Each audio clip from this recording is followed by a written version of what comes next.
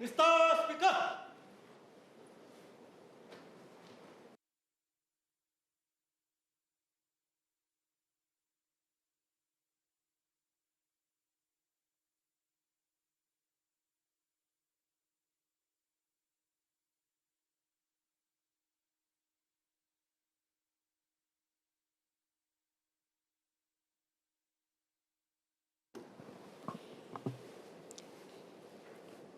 Order. Questions for oral answer. Mr. Louis Chua. Question 1, please.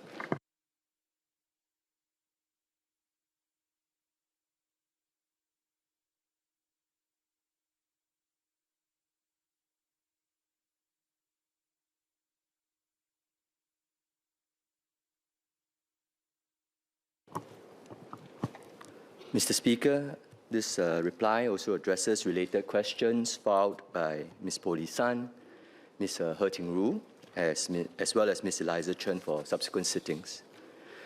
The free morning off-peak travel program is intended to reduce peak hour crowding.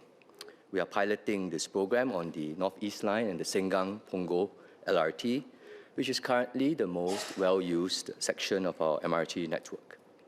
By shifting a small proportion of peak hour commuters who are able and willing to travel off-peak, we improve the commuting experience for those who still have to travel when it is most crowded. Redistributing peak load also enables the overall capacity of the train line to be more efficiently used. Furthermore, a smaller peak load will reduce the impact of a train delay or disruption if it happens. When we introduced a similar free travel program in 2013, about 7% of commuters shifted out of the morning peak. If we are able to achieve a similar and sustained result, we will not need to have additional resources to support higher commuter traffic before 7:30 a.m.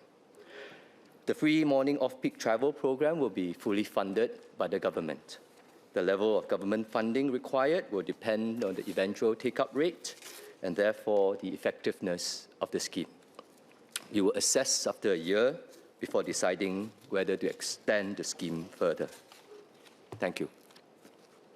Mr. Chua.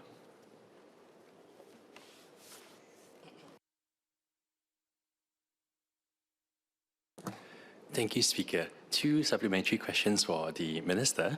I think the first is, I understand from the CNE article that when speaking to the reporters back then, Minister shared that the peak hour passenger load on the North-East Line is not close to LTA's operating performance standards. Wondering if Minister can elaborate on this, because in relation to an earlier PQ I filed in September, I had asked about the maximum passengers per hour per direction and capacity utilization during peak hours. If you can give us a sense of these numbers to understand where it is today and where is it the ideal level that the LTA is looking at. Second SQ is that, again, in relation to the capacity of the North-East Line today, are there any technical limitations to increasing the frequency further in terms of reducing the time between trains, or even, let's say, increasing it from the current 6 cars to 7 or 8, depending on the possibilities? Thank you. Acting Minister Siow.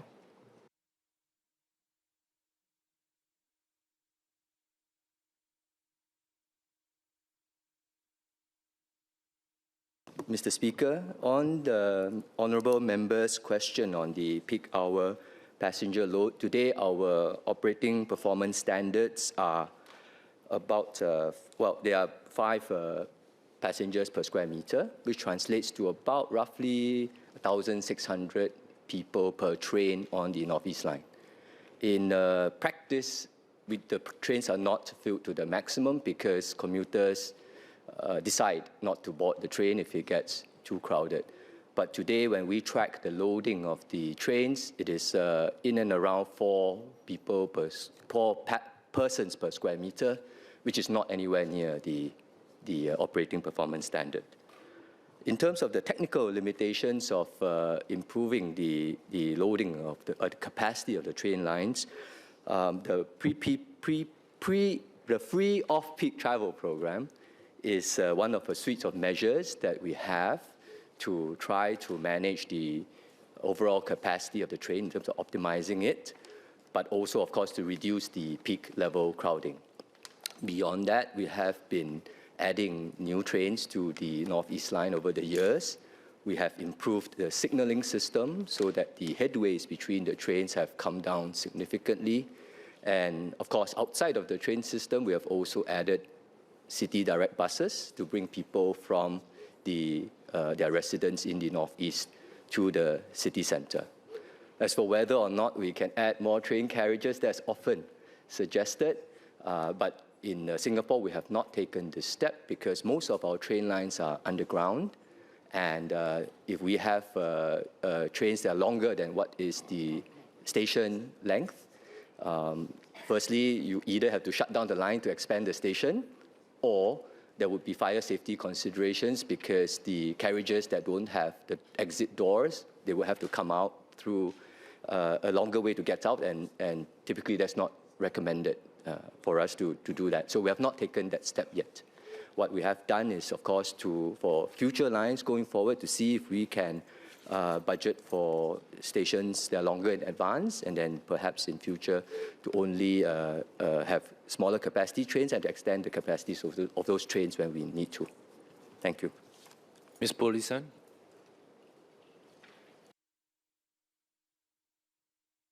Thank you, Speaker, and thank you, Minister. I'd like to understand, with this shift of travel patterns to an earlier timing, will there be more resources required of the operator SBST? The other question is, what is the expected revenue leakage, and is this sustainable in the long run? I think Minister Siow. I thank the honourable member for her question. In terms of more resources, as I mentioned in my reply, if the outcome of the program is around what we expect, which is about hopefully 7% of the peak hour load shifted to off-peak, then there's enough capacity during the off-peak, and we will not need additional resources before 7:30. The program as of now, as a pilot, is fully funded by the government, so there is no additional resources that's needed. The revenue loss to the system is entirely covered by the government. But what actually will be the government expenditure on the scheme really depends on the take-up of the scheme. Thank you. Mr. Teng Roo.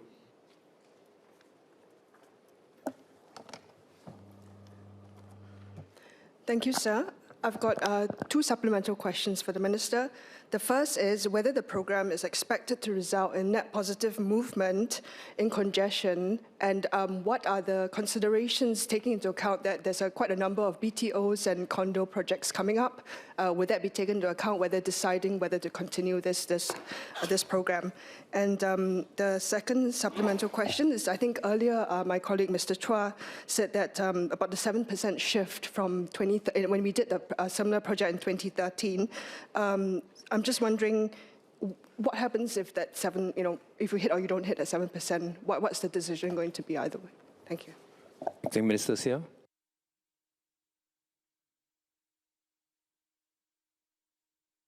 Mr. Speaker, the scheme that we have proposed is a series of continuous adjustments that we make to the public transport system in response to travel demand.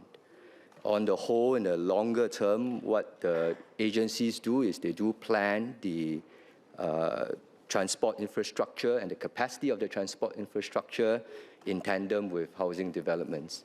The timeframes are long. For MRT line, it takes about 15 years to build. In housing, it's about 5 years for a new BTO estate. So they try to make sure that that's synchronized. But in the short term, on a year-to-year basis, we also make continuous adjustments, whether it's adding new buses or, in this case, proposing this free off-peak travel scheme. And I think overall, the objective is to optimize the capacity of the train network, in particular of specific trains during peak hour, and to make for a better travel experience for our commuters. So we should see the free travel scheme as part of that series of continuous adjustments. As for whether or not we will proceed with the scheme after a year. Let us evaluate the scheme. The 7% was based off a previous scheme which had very different parameters. But roughly, if we hit something like that, I think we can think about whether or not to either continue with the scheme, extend it in its current form, or adjust the parameters further, or even fold it as a permanent feature into the system. That's already up for debate. Thank you. Ms. Solicitor Chen. Thank you, Mr. Speaker. I'd like to ask two supplementary questions. First, whether the ministry can shed light on the thought processes and data types selecting only the Northeast Line and Sengkang-Punggol LRT for the free off-peak pilot. As you know, Bishan is a very crowded station with 2 lines as well, rather than other high congestion interchange stations.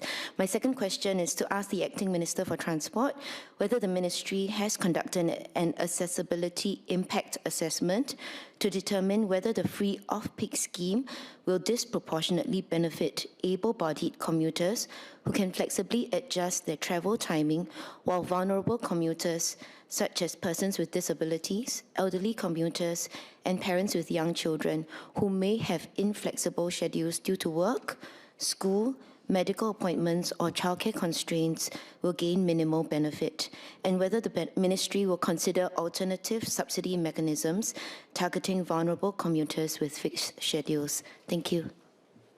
Acting Minister Siow. Mr. Speaker, I thank the honourable member for her questions.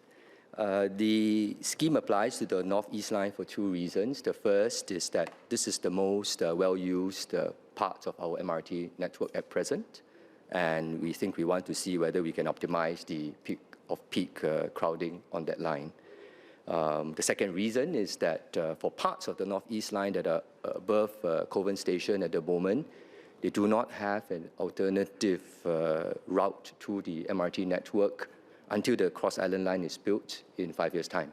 And so should there be a disruption, and when there is a disruption, actually the impact is quite significant to manage. And so therefore, it is in our interest to try to reduce the peak hour crowding as much as we can. Bishan, in relative terms, is slightly less crowded, more well-connected. So for the moment, we've decided to keep the pilot really to the North-East Line. On the second question, on accessibility, I fully understand the members' concerns. Our objective with the scheme is really to move a small proportion of those who are able and willing to move from peak hour travel to off-peak. And we're giving them a little incentive to do so. And this will not only benefit these commuters, but it will also benefit the commuters who have no choice but to travel during the more crowded periods. And it will benefit them through having, of course, a less crowded train, shorter, hopefully, waiting times for the trains, and generally a better commuter experience for them. So it's a win-win situation for all, and more broadly beyond that, accessibility considerations are very much top of our priority when it comes to public transport. We will be very sure to focus on that. Thank you. Last SQ, Mr. Ng Chee Meng.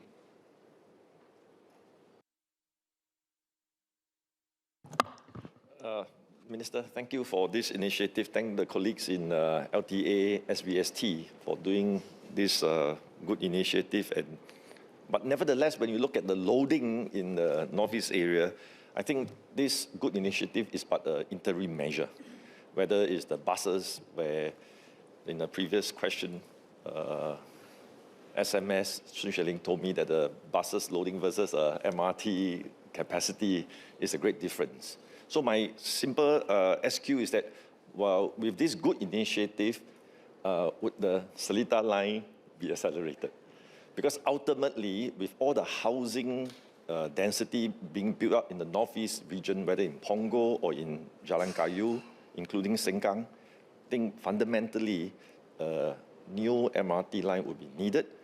And if you can consider accelerating the Seletar line, it will be very much appreciated by many residents in the Northeast region. Thank you. Acting Minister Siow. Mr. Speaker, I would like to thank the Honourable Member, Mr. Ng Chee Meng, for his question on the Seletar line, which is not the first time he's asked this. As I explained earlier, the planning of MRT line is in tandem with housing developments and travel demand. These are longer-term plans which the agencies work together very closely, and we try to make sure that there is enough travel capacity to accommodate the demand for the long term. In the short term, we do make adjustments in terms of continual improvements, whether it's adding new buses to the transport corridor, whether it's introducing this free travel scheme. And these are short-term adjustments that we try to make sure that the commuters the travel demand can be adequately catered for. The Seletar line is being studied. I hope to have an update on this sometime across the turn of the year, and most probably during the COS period. But we will take a look at it and let LTA do its work to study the line. Thank you.